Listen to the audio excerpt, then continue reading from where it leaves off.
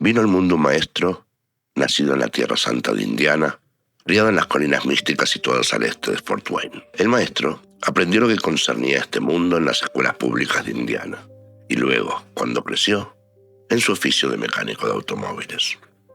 Pero el maestro traía consigo los conocimientos de otras tierras y otras escuelas, de otras vidas que había vivido. Los recordaba, y puesto que los recordaba, adquirió sabiduría y fuerza, y la gente descubrió su fortaleza y acudió a él en busca de consejo. El maestro creía que disfrutaba de la facultad de ayudarse a sí mismo y la de ayudar a toda la humanidad, y puesto que lo creía, así fue. De modo que otros vieron su poder y acudieron a él para que les curase de sus tribulaciones y sus muchas enfermedades. El maestro creía que es bueno que todo hombre se vea a sí mismo como hijo de Dios. Y puesto que lo creía, así fue. Y los talleres y los garajes donde trabajaba se poblaron y atestaron con quienes buscaban su sabiduría y el contacto con sus manos. Y las calles circundantes con quienes solo anhelaban que su sombra pasajera se proyectara sobre ellos y cambiara sus vidas. Sucedió, en razón de las multitudes, que varios capataces y jefes de taller le ordenaron al maestro que dejara sus herramientas y siguiera su camino, porque el apiñamiento era tal que ni él ni los otros mecánicos tenían espacio para trabajar en la reparación de automóviles. Se internó pues en la campiña y sus seguidores empezaron a llamarlo Mesías y Hacedor de milagros. Y puesto que lo creían, así fue. Si estallaba una tormenta mientras él hablaba, ni una sola gota de agua tocaba la cabeza de ninguno de sus oyentes, y quienes estaban al fondo de la multitud escuchaban sus palabras con tanta nitidez como los primeros, aunque en el cielo retumbaran rayos y truenos. Y siempre les hablaba en parábolas. Y les dijo: en cada uno de vosotros reside el poder de prestar consentimiento a la salud y a la enfermedad, a las riquezas y a la pobreza, a la libertad y a la esclavitud. Somos nosotros quienes lo dominamos, y no otros.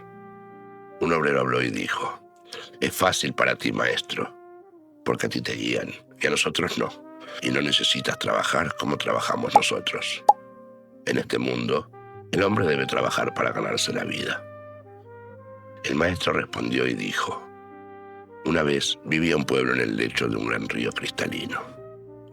La corriente del río se deslizaba sobre todos sus habitantes, jóvenes y ancianos, ricos y pobres, buenos y malos. Y la corriente seguía su camino, ajena a todo lo que no fuera su propia esencia de cristal. Cada criatura se aferraba como podía a las ramitas y rocas del lecho del río, porque su modo de vida consistía en aferrarse, y porque desde la cuna todos habían aprendido a resistir la corriente. Pero al fin una criatura dijo: estoy harta de asirme. Aunque no lo veo con mis propios ojos, confío en que la corriente sepa hacia dónde va. Me soltaré y dejaré que me lleve donde quiera. Si continúo inmovilizada, me moriré de hastío.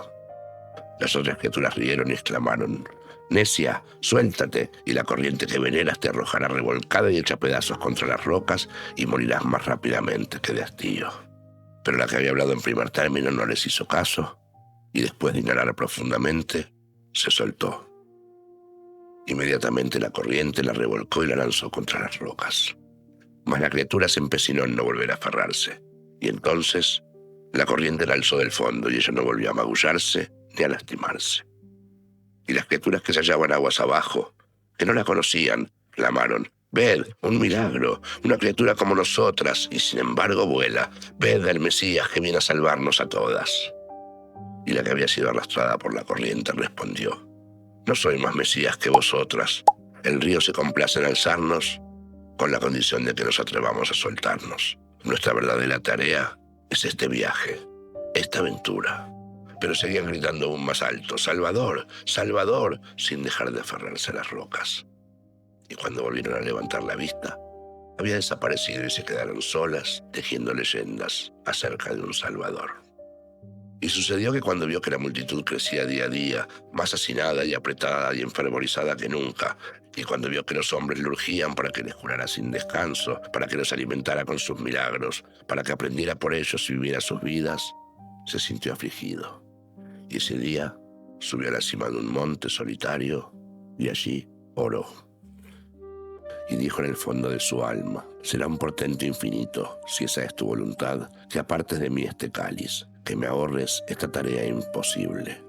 No puedo vivir la vida de los demás y sin embargo 10.000 personas me lo suplican.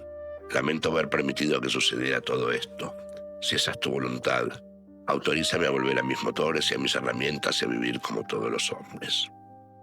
Y una voz le habló en las alturas. Una voz que no era ni masculina, ni femenina, ni poderosa, ni suave, sino infinitamente bondadosa. Y la voz le dijo: no será mi voluntad sino la tuya, porque lo que tú deseas es lo que yo deseo de ti. Sigue tu camino como los otros hombres y que seas feliz en la tierra. Al escucharla, el maestro se regocijó y dio las gracias, y bajó de la cima del monte, tarareando una cancioncilla popular entre los mecánicos. Y cuando la multitud le urgió con sus penas y le imploró que la curara y aprendiese por ella y la alimentara incesantemente con su sabiduría y la entretuviera con sus milagros, él sonrió y dijo pasiblemente: renuncio. Por un momento, la muchedumbre quedó muda de asombro, y él continuó: si un hombre le dijera a Dios que su mayor deseo consistía en ayudar al mundo atormentado, a cualquier precio, y Dios le contestara y explicara lo que debía hacer, ¿tendría el hombre que obedecer? Claro, maestro, clamó la multitud. Si Dios se lo pide, deberá soportar complacido las torturas del mismísimo infierno.